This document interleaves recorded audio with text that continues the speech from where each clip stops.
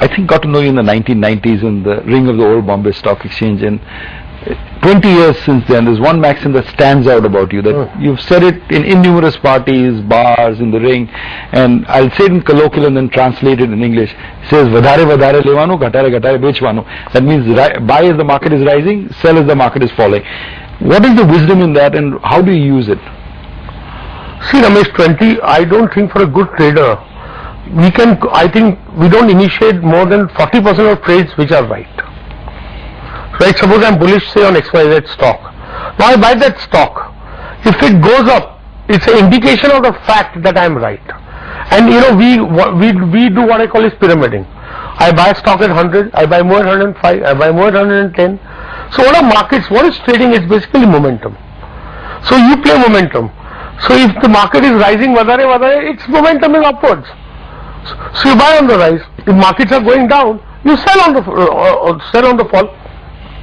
And this I don't mind. I don't indicate in long-term trends and medium-term trends and short-term trends. This applies to short-term trends, medium-term trends, and long-term trends. So you should never average a losing trading position. Well, at your own cost. Never. At least I never do it. That's a huge mistake, isn't it?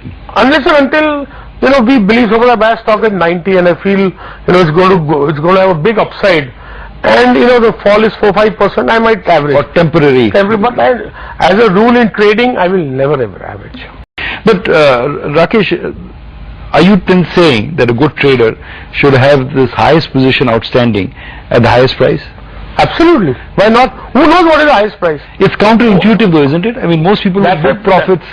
That's why out of 1 million traders, only 90 or 100 really make money. What would you look for? I would look for, first of all, look for broad direction. Don't try to be an expert. Don't try to predict every move, every hour, every day. Right? Take a loss. Know what to stake. Right? I think this is, I feel confident to trade anywhere in the world. All what you need to have is a broad direction of the trend. Right? A very broad idea. Don't try to be an expert in it. Right? Know what to stake and when to take a loss. Rakesh, most people can't hold on to trading profits, right? Isn't that the big problem? Well, it's a problem, but who knows, I don't know, I watch on this TV targets. What are targets? Who can predict anything? See, when I buy a stock, there comes a level at which I also feel that the price is unreasonable. But at that moment, I'm alert. That unreasonableness has to be combined with technical weakness. Then only is only the move exhausted.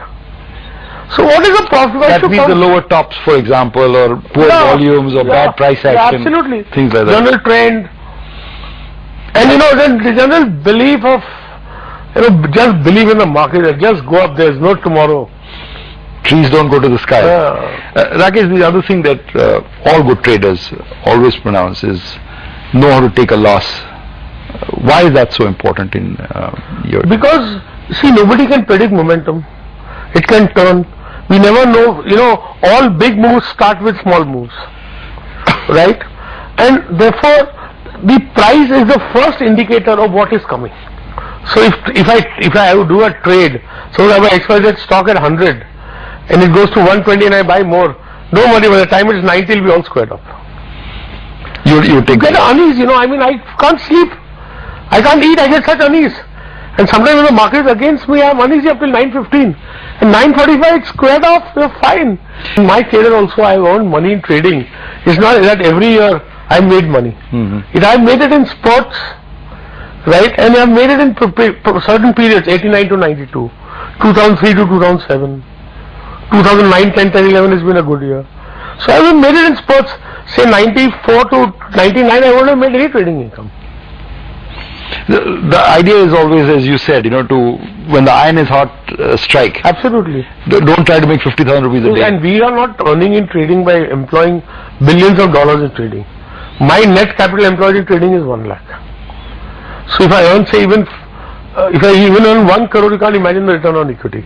Right. Because everything else is borrowed and I pay interest on it. So my real capital, the capital of my partnership firm is 1 lakh.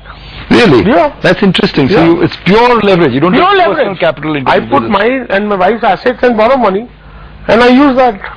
You want to trade, you trade. Trade is for creating capital. Investment is for growing that capital. Don't confuse the both. Right? Because in trading the risk is extreme. In investing wealth, the risk is not extreme. See, most people say they are investing, but actually their mind is of a trader. That they want to create, you can create unimaginable return in trading. I don't say that. But in trading, I can tell you one thing. If 10 lakh trade, 9,99,990 say they made money. And 9,99,950 are lying. That is a real Are lying. Are lying. कौन कमाता है trading में? You have been a broker master. Kalpana ji know better than me. कि and में तो क्या डब्बा वाला ही कमाते हैं ना.